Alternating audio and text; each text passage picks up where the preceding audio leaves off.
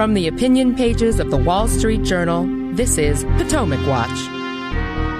Senate Democrats failed to pass a bill expanding abortion rights, losing West Virginia Democrat Joe Manchin along the way in what they call a messaging vote. What kind of message did they end up sending? Plus, Finland decides to join NATO while Sweden may do the same soon, perhaps this weekend. What are the implications for the defense alliance and U.S. interests of this expansion? Welcome. I'm Paul Gigot. I'm here with my colleagues Kim Strassel and Kyle Peterson for another edition of Potomac Watch. Thanks so much for joining us. So let's start with the abortion vote in the Senate, which Chuck Schumer, of course, in the majority, decided as majority leader to bring this up, even though he and his fellow Democrats knew that this would be filibustered by Republicans, therefore not become law. But they wanted to send a message, as they put it, wanted to get Republicans on record. But in the process, they lost one Democrat, Joe Manchin, and that means they didn't even have a majority for the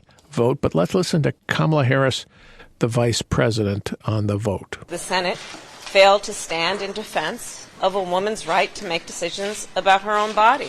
And let's be clear, the majority of the American people believe in defending a woman's right, her choice, to decide what happens to her own body. And this vote clearly suggests that the Senate is not where the majority of Americans are on this issue. Kim, so they knew it was going to fail. Why would Democrats bring up a vote they knew was going to fail? Well, as you said, this was meant to be a messaging vote. I think there's a couple of problems with it, though, strategically. One is that, as you know, the message was that they don't have a majority in the Senate to overturn anything. But also, the weirdness of some of these messaging votes these days is they just don't work as well. Most Republicans, if you went and asked them about the vote this week, they'd say they were thrilled to have taken it because they hail from red states and a lot of their population is in the same place they are, which, by the way, is far more complicated than Kamala Harris stated it to be. It isn't necessarily about a question of a woman's right to choose, but rather who gets to decide that, if it's done at a state level or whether or not it's imposed by judicial fiat. But a Senate that is increasingly one in which most Republicans there come from red states and most Democrats there come from blue states, which is a big switch from even a decade ago when you had a lot more kind of cross-party representation of these different places. It's much harder to actually put forward a vote that is politically sensitive or hurtful to the other side.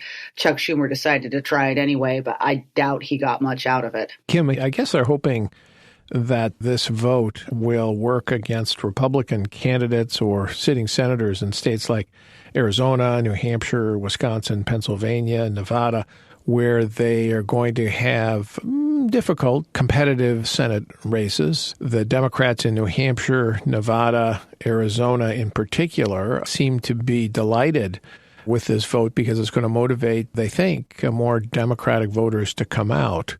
And then they hope maybe they can whipsaw Ron Johnson, the senator from Wisconsin running for re-election there as well, with driving Democratic turnout. Yeah, that's their bet. They don't have anything else. Look, they don't want to be running on the economy. They don't want to be running on inflation. They don't want to talk about some of the other economic turmoil, the stock market, the border, what's going on elsewhere. So this is what they're going to glom onto. The question, though, and I think it's a legitimate one, is we don't really know yet how this is going to play. And they're placing a lot of eggs in the abortion basket when, if you look out there, a lot of the polls and a lot of the reporting done just in the week since this Supreme Court leak came out suggests that a lot of voters, in fact, most voters, are far more concerned with those other issues, for instance, inflation.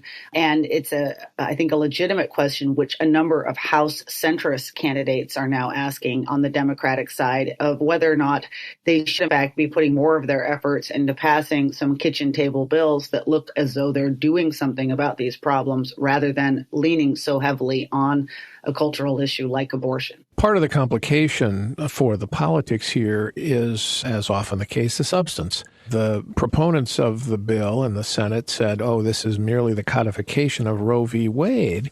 But let's listen to Joe Manchin talk about that. I was hopeful that the Democratic Party having control of the agenda, would put a piece of legislation forward that would codify Roe v. Wade. 70% of the American public wants Roe v. Wade to be codified, as has been precedented law for 50 years. To me, that would be the reasonable, rational thing to do. The bill we have today to vote on, the Women's Health Protection Act, and I respect people who support, but don't make no mistake, it is not Roe v. Wade codification. It's an expansion. It wipes 500 state laws off the books. It expands abortion. And with that, that's not where we are today. We should not be dividing this country further than we're already divided. And it's really the politics of Congress that's dividing the country. It's not the people. Kyle, you've dug into the details of the Senate bill and what Joe Manchin was talking about. Why don't you elaborate on that with some specifics? Sure. Well, I would name two. One is that this bill, the Women's Health Protection Act, would protect the right to abortion after viability if the healthcare provider says that it is vital for the patient's health. And the question is, what does health mean? What does the word health mean in this context? And opponents of the bill say that on other places, for example, some European countries, they have similar provisions, but they don't really act as a deterrent because those requests, those health exceptions, are generally granted if they are asked for. And so opponents of the bill say that that would basically mean that anybody could get an abortion at any time up to basically through 9 months if you can make some sort of argument that it is for your health, your mental health, your emotional health, and so on. The second is a piece we've talked about a little bit, and that's parental notification laws. And this is why, again, I think the politics of this are pretty unclear, but it's potential that it cuts both ways. And I would point to a quote given to a National Review reporter by Arizona Senator Mark Kelly, who's in a swing state there. And he says, ultimately, I feel that young women at a certain age should have the rights to make these kind of decisions with their doctor. I'm not going to be the arbiter of an age and a timeline, unquote. And so it is not hard to imagine a campaign ad in October saying that Mark Kelly voted to overturn parental notification laws. And if your 16-year-old daughter, needs to get an abortion, that Arizona's law that requires them to talk to you about it and get your consent, that would be overthrown here. And it's not clear to me that that's an obvious winner for the Democratic Party. And one final thing I would add on the politics is, and to the point Joe Manchin is making, is that two Republican senators, Susan Collins and Lisa Murkowski, have proposed their own bill that would more narrowly codify Roe v. Wade. And Chuck Schumer was asked whether he would bring that bill up for a vote.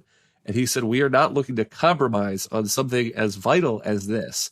And I think that is fascinating because he could have probably gotten in the Senate a 52-48 vote at least in favor of codifying Roe v. Wade. It would have failed the filibuster, but you probably would have gotten Joe Manchin. You would have gotten at least these two senators on board, but you would have given some cover to these Republicans and you would have upset some Democrats on your left flank. And he thought that trade-off was not worth it. Yeah, that's the fascinating thing here politically. Why, Kim, why not try to get Collins and Murkowski and Manchin? You can say we have a majority, that the Republicans in the Senate are blocking the will of a majority, and instead they went with the more radical bill. And I think it has a lot to do with the fact that Planned Parenthood and many of the Democratic base really do want expansive abortion rights right up to the last day of pregnancy. And that's what they're responding to. Now, also on the politics of this, as you know, politics is often a contest of enthusiasm. How much do you want to vote?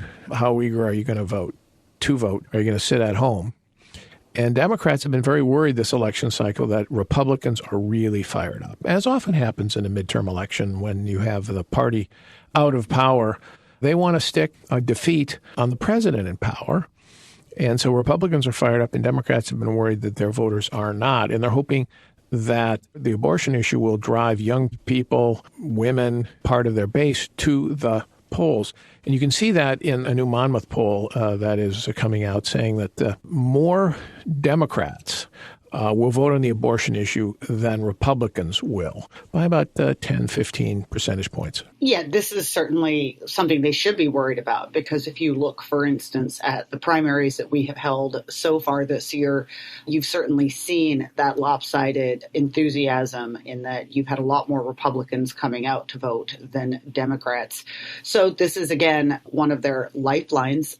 We will see if it works. I think one of the other goals of it, and you had mentioned Planned Parenthood earlier, is that they're facing a problem, too, that a lot of the activist base of their party, and these are the folks that mobilize during elections to register people to vote, to get out the vote, they're disenchanted with the Biden White House. They remain demoralized that the Build Back Better agenda didn't pass and doesn't seem to have a pathway at the moment.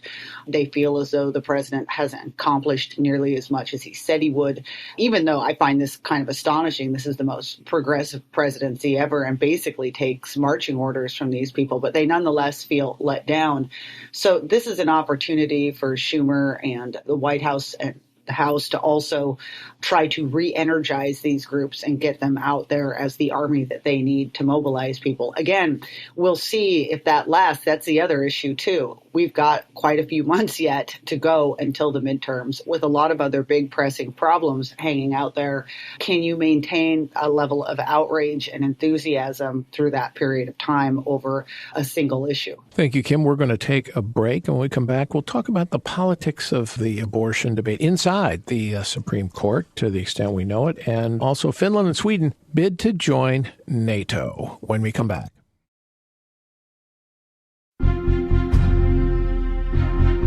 From the opinion pages of the Wall Street Journal, this is Potomac Watch.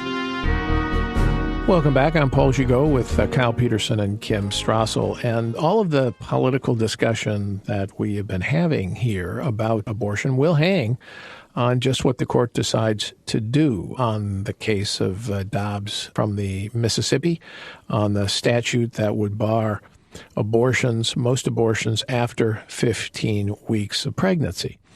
Now, the draft opinion that was leaked by Justice Samuel Alito would overturn Roe v. Wade. It has support, we know, of 5 votes. At least it did as of February. And the question becomes, what happens when the final decision comes out?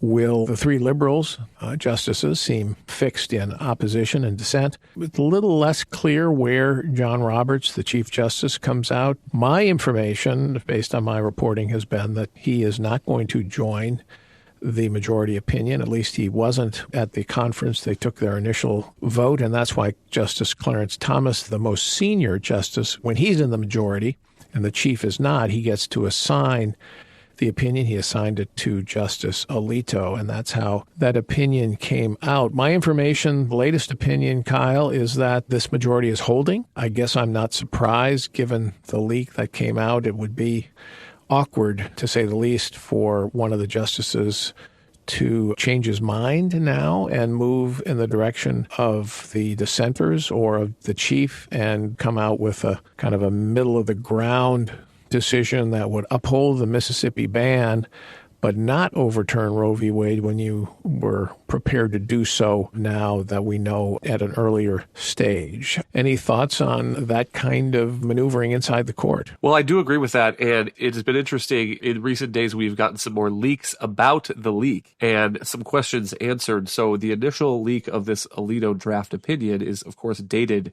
February, and one of the questions had been, why is this such an old draft being leaked? Because presumably there would be subsequent drafts. Is there some game that the leaker is playing to, leak the earliest and most rough version of the Alito opinion in order to get some more criticism of it?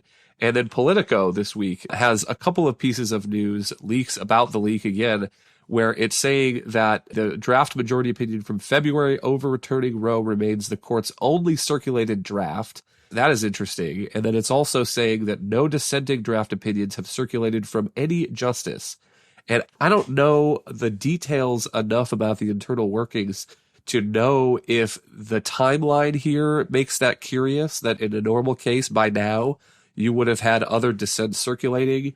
But one thing that you could imagine, doing a little bit of criminology here, is that maybe Chief Justice John Roberts is still in this middle position, still trying to make the case to uphold the Mississippi law without overturning Roe. And maybe some of those dissents are waiting to see what happens, waiting to see if the majority changes, waiting to see other opinions that could come out before they begin their dissenting. On the other hand, it's also possible that those dissents are taking so long simply because the dissenting justices, maybe Sonia Sotomayor, maybe Elena Kagan, are working real hard to make sure that they make the most persuasive case they can. So it is fascinating from the outside to try to figure out what's going on inside the court. And we have a little bit more clarity about the leak, but I still think we don't have a great picture of where things stand at the moment. Well, we shall find out. Let's turn to the news about NATO and Finland making the decision this week, announcing that it will formally request membership in the Defense Alliance in Europe. And Sweden, its Northern European neighbor, expecting to do the same on the weekend. This isn't, Kim, what the Kremlin had in mind when it invaded Ukraine, was strengthening NATO, expanding NATO. You can bet on that. And yet it is, in fact, it's the driving force behind these countries' decisions. Finland has an 830-mile border with Russia, and like Sweden, even during the heights of the Cold War, when tensions were highest and the risks greatest, neither country joined NATO. They preferred to be neutral. Now, both countries do operate with militaries that do have pretty close associations with NATO, but they never formally joined. And it's a sign of how the invasion of Ukraine has backfired on the Kremlin, that these countries now look at Ukraine, which never belonged to NATO, though it had perhaps sought membership in the future, and Georgia, the country in Central Asia that was also looking to join NATO but never did. That was invaded by Russia. Moldova never joined NATO, and that had a part of its territory, Transnistria, carved out with the help of Russia as a breakaway region. Contrast that with the Baltic states and Poland and these other states, which, particularly the Baltics, small states, which have large ethnic Russian populations, but they belong to NATO and they have not been invaded. And I think my own view is that Finland and Sweden, Kim, are looking at this lineup and saying, you know what, NATO is better protection for us if we're inside than outside. Yeah, and that's a pretty clear lesson to draw. You know, if you go back just even a couple of years ago, support within Finland in particular for joining NATO was only at about 20 to 30% of the population. Recent polls show that it's now soared to more than 70%, which is, by the way, also something that makes it easier for Finnish and Swedish leaders to go this route because they're now working in the will of their people rather than against it. There's been long debates in both countries about how to do this, but popular sentiment was very much against it. And the idea behind it in the past was that Finland and Sweden both claimed they were military non-aligned, and so they walked this very careful balancing act where they tried to both maintain relations with Russia.